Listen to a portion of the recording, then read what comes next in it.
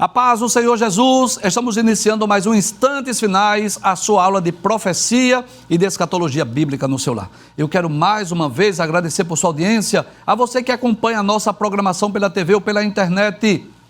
Que Deus te abençoe, que as bênçãos do Senhor Jesus continuem sendo derramadas sobre a sua vida, sobre a sua família. Seja muito bem-vindo aos Instantes Finais. Eu quero agradecer por suas orações, por sua audiência, mas também pelas mensagens que temos recebido diariamente, todos os dias, através do WhatsApp do programa.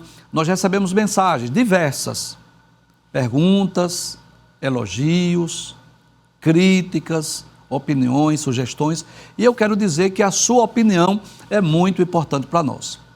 Caso você tenha enviado alguma pergunta, alguma mensagem, ela ainda não foi lida no nosso programa, por favor, queira reenviá-la mais uma vez.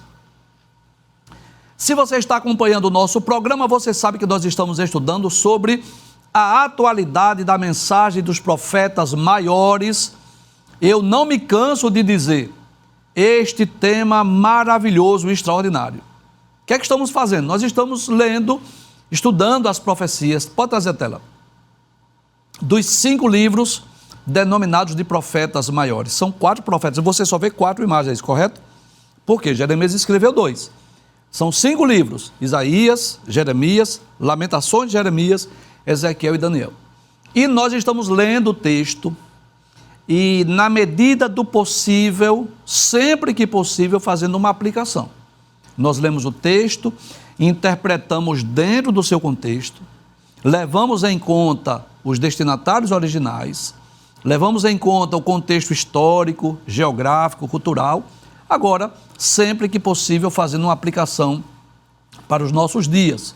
Nos programas anteriores, nós já estudamos as profecias de Isaías, de Jeremias, das Lamentações de Jeremias, e atualmente estamos estudando sobre o livro do profeta Ezequiel, esse livro maravilhoso. Já estudamos vários programas, né? Nos programas anteriores, nós estudamos sobre os seguintes temas: a missão do profeta Ezequiel e também sobre o Atalaia de Israel. Inclusive, esses programas já estão disponíveis lá no YouTube. Hoje estudaremos sobre o seguinte tema: profecia contra a idolatria de Israel. E antes mesmo de ler a mensagem, de ler a introdução da aula, antes mesmo de nós lermos o texto bíblico, que está no capítulo 6, hoje vamos ler 10 versículos, capítulo 6, versículos 1 a 10, eu gostaria de falar sobre um dos principais, um dos maiores pecados do povo judeu, que foi o pecado da idolatria. Bem, Deus havia dito ao povo, quando ainda estavam peregrinando, quando ainda estavam com destino à terra de Canaã, Deus havia dito assim, olha, isso está em Êxodo capítulo 34, quando vocês chegarem lá, não façam as mesmas coisas que aquelas nações estão fazendo. Deus disse, eu estou expulsando eles por causa do paganismo, da idolatria. Então, quando vocês chegarem lá, primeiro, destrua os moradores, expulse. Não façam pacto com eles, não façam alianças. Quando vocês chegarem lá, vocês devem quebrar os deuses, os ídolos deles, todinhos. Não aprendam as suas práticas pagãs idólatras, não se curvem diante dos deuses dos cananeus. Mas, infelizmente, quando o povo de Israel conquista a terra de Canaã, transgrediram, desobedeceram os mandamentos divinos. Primeiro, porque não destruíram, não expulsaram os moradores da terra. Se você ler os 2 primeiros capítulos de Juízes, você vai perceber essa frase lá comum, que Manassés não destruiu os moradores, que Levi, enfim, todas as tribos, né? Judá, Benjamim, Issacar, Zebulon, as 12 tribos, ao chegarem em Canaã, não expulsaram os moradores da terra. Pior do que isso, fizeram pacto, fizeram aliança. Pior do que isso, não destruíram seus ídolos, seus deuses e seus altares. Pior do que isso, aprenderam suas práticas pecaminosas. Nós sabemos disso, esse é um dos principais temas dos livros proféticos. Não é que o professor Givanildo queira estar repetindo este tema, mas é praticamente impossível estudar os livros denominados de livros proféticos sem mencionarmos o pecado da idolatria. A verdade é essa. Israel cometeu vários pecados. Eu vou citar aqui alguns. Aqui. Primeiro, murmuração. A gente percebe isso principalmente no Pentateuco. Principalmente nos livros de Êxodo, Levítico, Números e Deuteronômio. A murmuração tão comum entre o povo de Judá, entre o povo de Israel. Mas não só isso. Incredulidade. O povo, além de murmurar contra Deus, eles eram incrédulos. Deus fazia um milagre, quando aparecia outro obstáculo, outra dificuldade, eles eram incrédulos. Então, murmuração, incredulidade, cometeram injustiças sociais. Quando nós estudamos os livros denominados de profetas menores, nós vimos isso. Quantas injustiças sociais os profetas denunciaram o povo de Judá, o povo de Israel. Eles não respeitaram o ano sabático, o ano de descanso da terra, porque Deus havia dito que eles deveriam, quando chegar em Canaã, deveriam plantar e colher durante 6 anos, mas no 7º ano deveria deixar a terra descansar. Eles não respeitaram isso. Agora, o pecado mais terrível, mais abominável, foi o pecado da idolatria. Esse pecado estava entranhado, permita-me usar essa expressão, entranhado no meio do povo judeu. A começar no capítulo 32 de Êxodo, quando Moisés estava no monte, Moisés estava recebendo a lei, os mandamentos. O povo pressionou Arão, Arão mandou as mulheres tirar os pendentes das orelhas, fez um burril, fez um bezerro, adoraram o bezerro e disseram assim: esses são os deuses que nos tiraram lá do Egito. Então, a trajetória de Israel foi marcada por muitos pecados, mas principalmente o pecado de paganismo, de idolatria. Ao chegar em Canaã, eles aprenderam as práticas pagãs idólatras. Eles adoraram os Baals, os Baalins, os Astarote. Alguns israelitas, alguns reis de Israel, chegaram a oferecer o seu filho a Moloque, o Deus do fogo. Imagine um rei oferecendo o seu filho ao Deus do fogo. É por essa razão que esse pecado é tão combatido. E eu vou dizer sem medo de errar. Este foi o pecado que levou as 12 tribos irem para o cativeiro. Em 722 a.C., foi a vez do reino do norte, as 10 tribos que foram levadas pela Síria, e de 606 a 586, num período aí de mais ou menos 20 anos, foi o período de Judá e Jerusalém, Judá e Benjamim, que foram levados também para o cativeiro por conta do pecado da idolatria. É incrível isso, que Ezequiel profetizou durante o cativeiro babilônico. Ezequiel foi em 597 para a Babilônia, na segunda leva, com 10.000 judeus. Nós já dissemos isso em programas anteriores. E aquele resto que havia ficado em Jerusalém, eles continuavam no pecado da idolatria.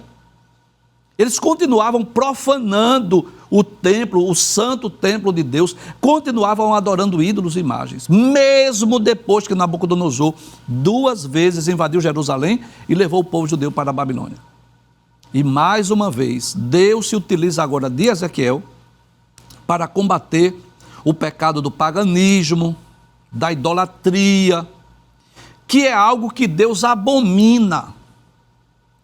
Deus não aceita adoração a ídolos, isso está muito claro no Decálogo.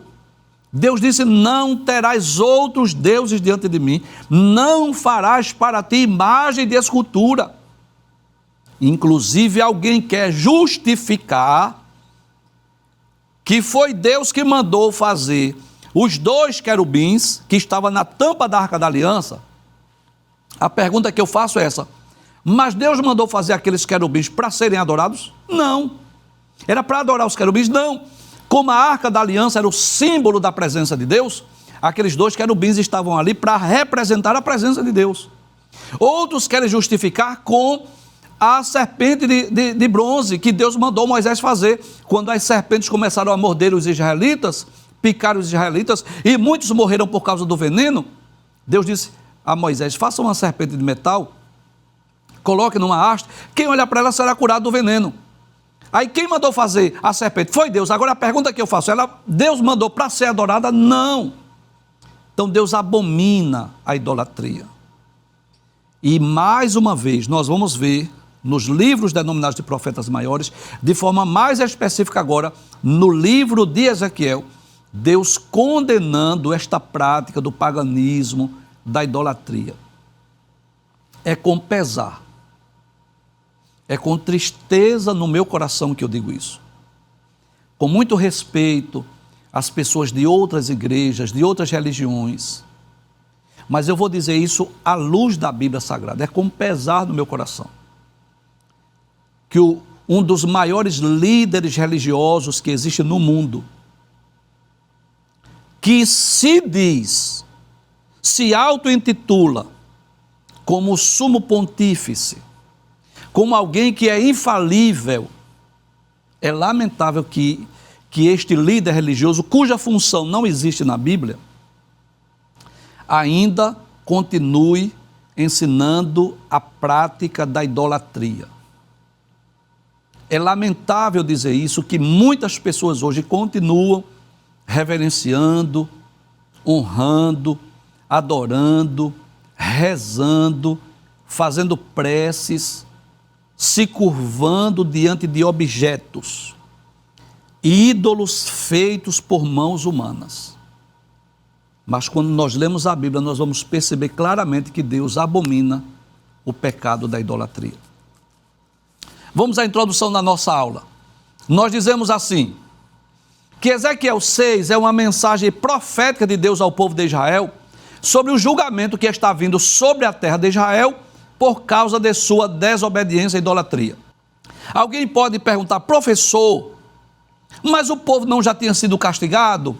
O povo já não estava lá em Babilônia? Sim, mas estava a primeira e a segunda leva, faltava a terceira, que foi a mais terrível de todas. Professor, por quê? Porque foi na terceira que Jerusalém foi destruída, o templo foi destruído. Então, quando Ezequiel estava profetizando, por volta do ano 597, então ainda havia um resto lá em Jerusalém. E o que era de se esperar daquele povo? Quebrantamento, choro, lágrima, arrependimento, abandono dos deuses, abandono dos ídolos. Era isso que deveria se esperar. Mas, infelizmente, não foi isso que aconteceu. O povo continuava nas suas práticas idólatras, continuava nas suas perversões. Então, por essa razão, Deus se utiliza do profeta Ezequiel para adverti-los acerca do pecado, do paganismo e da idolatria. Deus declara que enviará uma espada para destruir suas cidades, e o povo será espalhado entre as nações, ou seja, aqueles que ainda não tinham sido levados, né?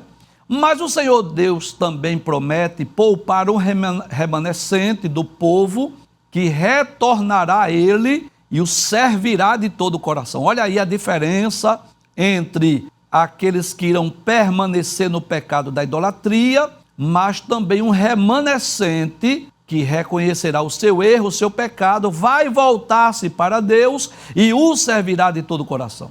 Em resumo, Deus promete julgamento, mas também oferece a esperança de restauração para aqueles que se arrependem e se voltam para Ele. Vamos ler o texto? Eu quero convidar você para estar com a sua Bíblia aberta, Ezequiel capítulo 6, versículos 1 a 10. Vejamos o que diz a palavra de Deus. Diz assim: a palavra do Senhor veio a mim dizendo: filho do homem, volte o seu rosto para os montes de Israel e profetize contra eles, dizendo. Em primeiro lugar, eu gostaria de extrair duas lições aí. Primeiro, quando Deus diz volte para os montes de Israel, significa dizer, primeiro, que aquela mensagem, aquela profecia não era necessariamente para o povo que estava em Babilônia, para os cativos que haviam sido levados nas duas levas, não. A mensagem era para o povo, o resto do povo que estava lá em Jerusalém, que estavam cometendo abominações. Inclusive, se você ler, por exemplo, o capítulo de número 8 do livro de Ezequiel, nós vamos ler aqui várias abominações. Por exemplo,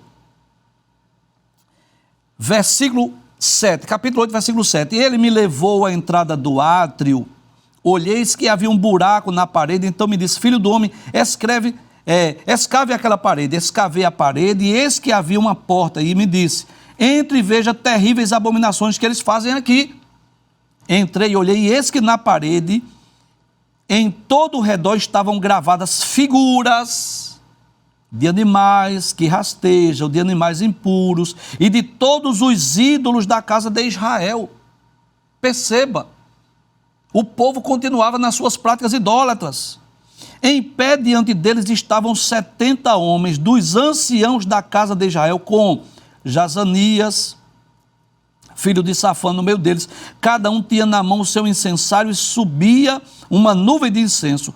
Então me disse, filho do homem, você está vendo o que os anciãos da casa de Israel fazem nas trevas, cada um na sua sala de imagens? Pois dizem, o Senhor não nos vê, o Senhor abandonou a terra. Também me disse, você verá abominações ainda maiores do que eles estão fazendo. Levou-me à entrada do portão norte da casa do Senhor. Observe, no templo de Jerusalém. E eis que estavam ali mulheres assentadas, chorando pelo deus Tamuz. Ele me disse, você está vendo isso, filho do homem? Você verá abominações ainda maiores do que essa. Então perceba, quando Deus diz a Ezequiel que ele volte-se para os montes, significa dizer, essa profecia é para os que estão lá em Jerusalém. E é claro que a profecia não era necessariamente para montes. Então, primeiro, quero chamar a atenção. Voltar-se para os montes significa dizer, essa profecia é para o povo que está em Jerusalém. E não significa dizer, em segundo lugar, não significa dizer necessariamente que a profecia é para os montes, mas para as pessoas que estavam lá em Jerusalém. Volta o texto. A palavra do Senhor veio a mim dizendo, filho do homem, já expliquei, filho do homem, é atribuído a Ezequiel mais de 90 vezes no seu livro, fala da sua fragilidade humana, da sua dependência de Deus, das suas limitações humanas. Volte o seu rosto para os montes de Israel e profetize contra eles. Qual é a mensagem, Deus? Qual é a profecia para os montes de Israel? Veja o que diz, versículo de número 3, diz assim, montes de Israel, ouçam a palavra do Senhor Deus. Assim diz o Senhor Deus, aos montes e às colinas, aos desfiladeiros e aos vales, eis que eu mesmo trarei a espada sobre vocês e destruirei seus lugares altos. Deus está dizendo assim, eu vou trazer a espada sobre vocês. Eu vou destruir os seus lugares altos. Professor, por que lugares altos? Porque era exatamente nos lugares altos, nos montes, que eles costumavam subir, fazer as suas preces, as suas orações, as divindades pagãs. Ora, é esse ato, essa idolatria, esse paganismo, essa adoração a Deus, a ídolos, praticadas pelos cananeus, é até justificável, é até aceitável, porque eles não tiveram experiência com Deus verdadeiro. Eles não conheciam a Jeová como o povo de Israel, mas o povo de Israel sabia quem era Deus, tinha uma lei, Deus havia proibido, Deus havia advertido acerca do perigo da idolatria. Eles conheceram o Deus vivo e verdadeiro. Com certeza, aquelas experiências vivenciadas lá no Egito, vivenciadas durante os 40 anos de peregrinação, a conquista da terra de Canaã, os muitos milagres que Deus operou, com certeza os pais transmitiam para os seus filhos. Deus havia deixado bem claro isso, né? Ouve, ó Israel, o Senhor nosso Deus é o único Senhor, não terás outros deuses diante de mim, não farás para ti imagem de escultura, não te encurvarás a elas, não farás imagem da semelhança do que há no céu, nem na terra. Deus já havia deixado isso bem claro. Então, perceba, Nabucodonosor invade Jerusalém, leva um grupo, que foi Daniel, Sadraque, Mesaque e Abednego, foram para o palácio. Depois invade mais uma vez, leva 10 mil judeus. Fica um remanescente aqui, fica um restante aqui em Jerusalém. E em vez de se humilharem, buscarem a Deus, se arrependerem dos seus pecados, se converterem dos seus maus caminhos, o que era que eles estavam fazendo? Praticando abominações dentro do templo, como nós lemos aí no capítulo de número 8. É por essa razão que Deus disse que iria puni-los, Deus disse que iria castigá-los. Deixa eu ler mais uma vez esse texto. Diz assim: montes de Israel, ouçam a palavra do Senhor Deus. Assim diz o Senhor Deus aos montes e às colinas, aos desfiladeiros e aos vales: eis que eu mesmo trarei a espada sobre vocês e destruirei os seus lugares altos. A pergunta é: ô professor, mas não foi Nabucodonosor que veio? Sim, mas perceba que é Deus que está dizendo: eu trarei a espada. Eu já disse aqui em outros programas que Nabucodonosor, que os caldeus, que a Babilônia, na verdade foi um instrumento de punição, de castigo, assim como ocorreu no livro dos Juízes. Perceba que todas as vezes no livro dos Juízes que o povo se rebelava contra Deus, que o povo se afastava de Deus, que o povo ia em busca de outros deuses, Deus os entregava na mão de uma nação estrangeira, que dominava sobre eles, quer sejam os filisteus, os cananeus, os midianitas. Mas para quê? Para que o povo reconhecesse seu erro, para que o povo reconhecesse os seus pecados, para que o povo se voltasse para Deus. Perceba, se o povo transgredir, Deus nunca punir, nunca castigar, quando é que eles vão se voltar para Deus? Nunca. Então Deus está dizendo: Ezequiel, volte para os montes de Israel e profetize, diga que eu vou trazer a espada sobre eles. Em outras palavras, não pensem que é Nabucodonosor, não pensem que são os caldeus, não pensem que é o exército de Babilônia, sou eu, é Deus que está trazendo o castigo sobre eles. Veja o que diz o versículo 4, Ezequiel 6:4, Deus continua dizendo assim: os altares de sacrifício serão destruídos, e os altares onde vocês queimam incenso serão quebrados, farei com que os mortos caiam diante dos seus ídolos. Perceba que Deus não está se referindo aí ao templo de Jerusalém, não está se referindo ao altar de incenso, nem ao altar de holocausto, não, Deus está se referindo aos altares que eram levantados a outros deuses, a outros ídolos. Deus diz assim: eu vou permitir, eu vou fazer com que corpos mortos caiam diante dos ídolos. Para quê? Por que, Deus, essa punição, esse castigo? Para eles reconhecerem que os ídolos não podem protegê-los, que os ídolos não podem guardá-los. Os deuses, os ídolos, né? Os deuses dos cananeus não puderam impedir que o povo conquistasse a terra de Canaã. Os deuses dos cananeus, que se tornaram também deuses adorados pelos hebreus, também não poderiam impedir ou evitar que Nabucodonosor viesse com espada diante deles. Deus disse: eu vou trazer espada, eu vou puni-los, eu vou castigá-los, eu vou permitir que corpos mortos caiam diante desses ídolos. Por que isso? Deus queria curar o seu povo da idolatria. Veja o que diz o versículo 5, Deus continua dizendo assim: porei os cadáveres dos filhos de Israel diante dos seus ídolos, e espalharei os ossos de vocês ao redor dos seus altares. Como quem diz assim: eu vou fazer com que vocês caiam mortos diante dos deuses de vocês.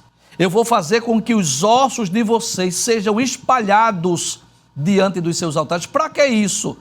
Para que vocês reconheçam que não vale a pena servir a ídolos, a deuses. Sejamos sinceros.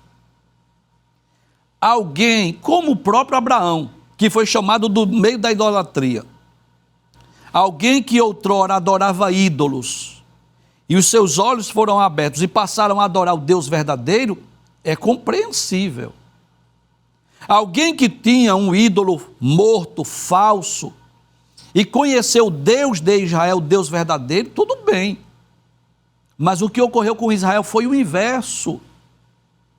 Eles cultuavam a Jeová, eles cultuavam a Yahvé, ao Criador de todas as coisas, ao Deus que fez milagres, que fez coisas extraordinárias, que cuidou desse povo.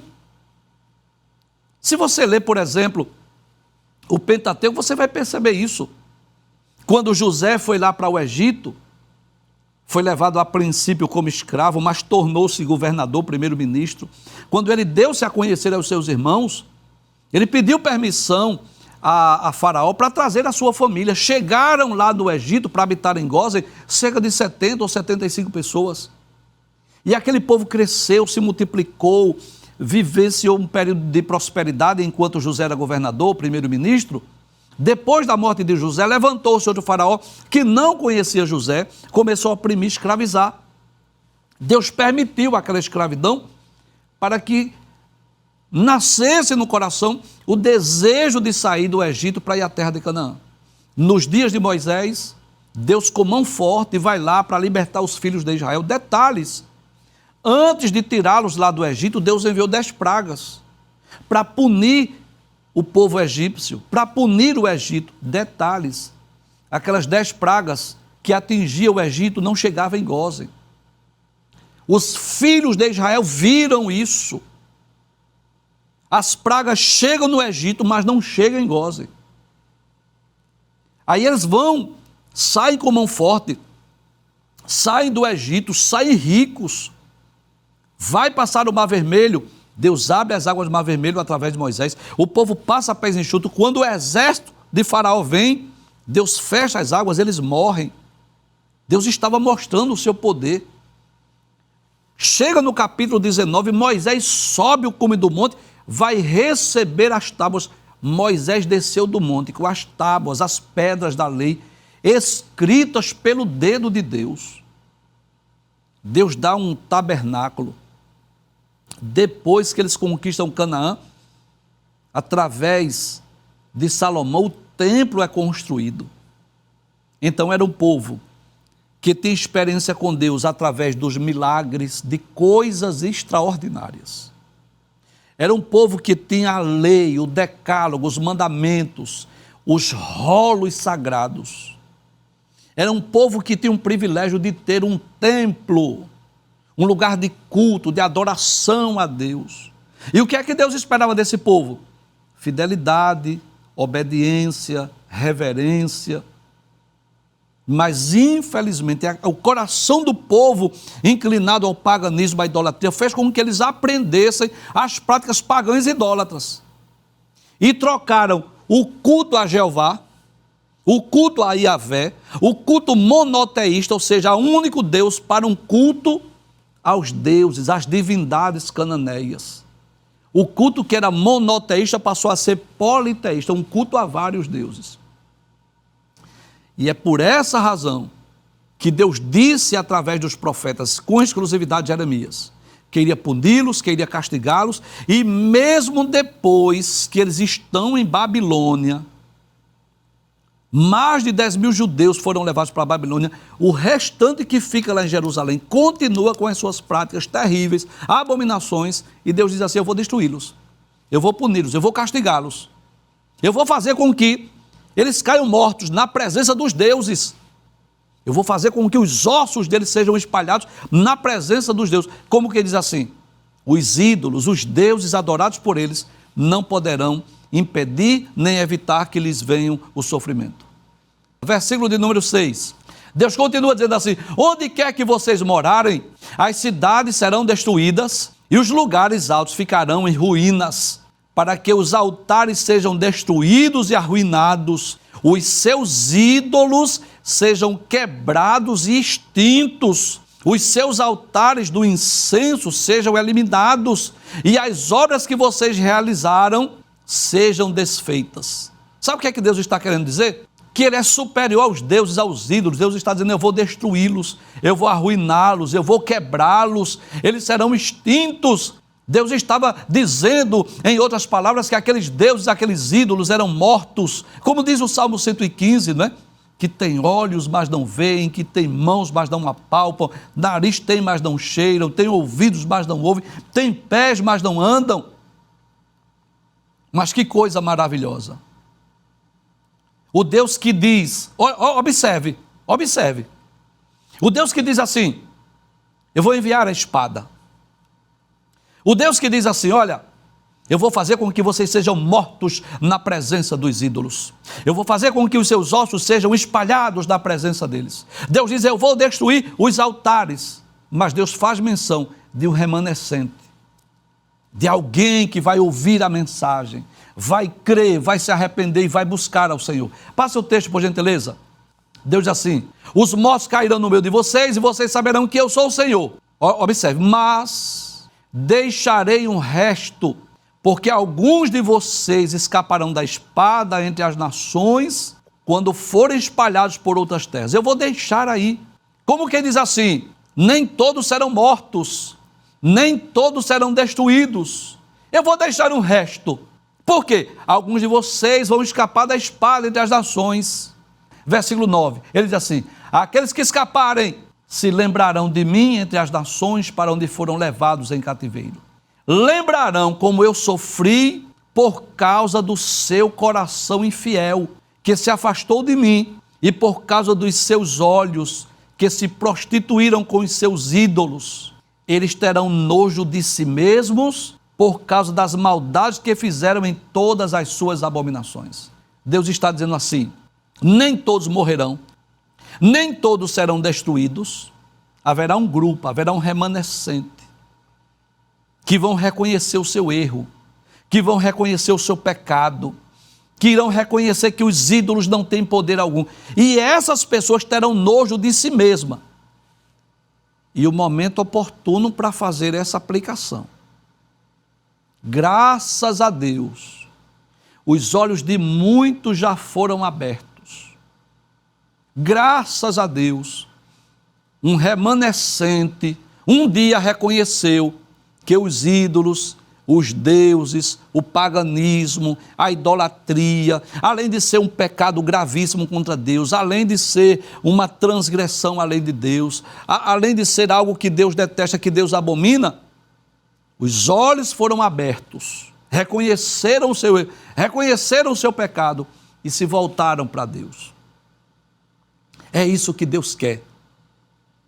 Talvez muitos que estejam nos assistindo façam parte de uma religião dessa, ou dessa religião de forma mais específica, cujo líder majoritário, cujo líder maior, que se diz sumo pontífice, que se intitula como alguém infalível, talvez esteja ainda ensinando a idolatria, o paganismo, mas Deus está dizendo assim: haverá um remanescente que irão crer, queiram abandonar os ídolos, queiram abandonar a idolatria. É isso que Deus quer, que o homem reconheça: eu não estou aqui para ofender a religiosidade de ninguém, nem a espiritualidade de ninguém, eu não estou aqui para ofender nenhum líder religioso, nenhuma religião, mas eu estou aqui para advertir, alertar, à luz da Bíblia Sagrada, à luz da palavra de Deus, que Deus abomina, que Deus detesta a idolatria, que Deus proíbe terminantemente a idolatria. E o que é que Deus quer? Que o homem reconheça que os seus ídolos não têm poder algum, que os seus ídolos não podem fazer nada por você, e você possa se voltar ao Deus vivo, ao Deus verdadeiro, fazer como aquele remanescente fiel.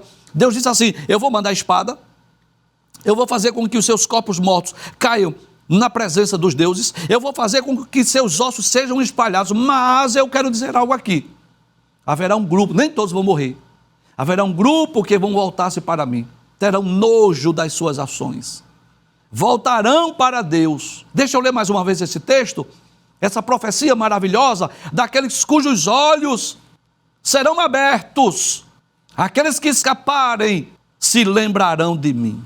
Olha que coisa maravilhosa, vão lembrar-se de Deus entre as nações para onde foram levados em cativeiro, lembrarão como eu sofri. Olha que coisa interessante, Deus dizendo assim: eu sofri por causa do seu coração infiel, que se afastou de mim. Deus está dizendo assim: quando vocês foram em busca de deuses, de ídolos, eu sofri por causa disso, e por causa dos seus olhos, que se prostituíram com os seus ídolos.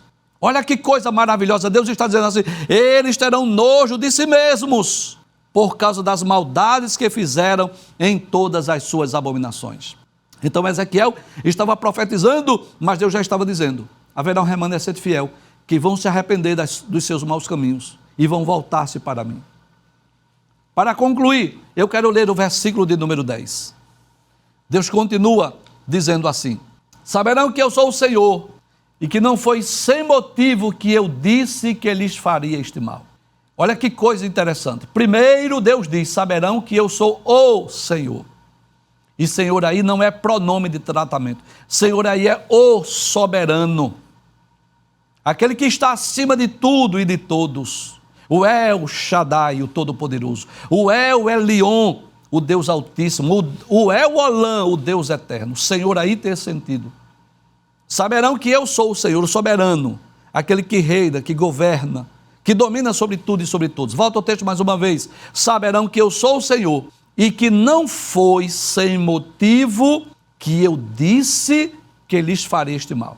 Então o castigo, o juízo não veio sem motivo, não, tinha um propósito, tinha um objetivo. Eu quero concluir o programa dizendo que Deus não pune por punir, Deus não castiga simplesmente para castigar. Deus não disciplina só por disciplinar. Mesmo em meio ao juízo, ao julgamento, ao castigo, à disciplina e à correção, Deus visa um bem maior. E qual é esse bem?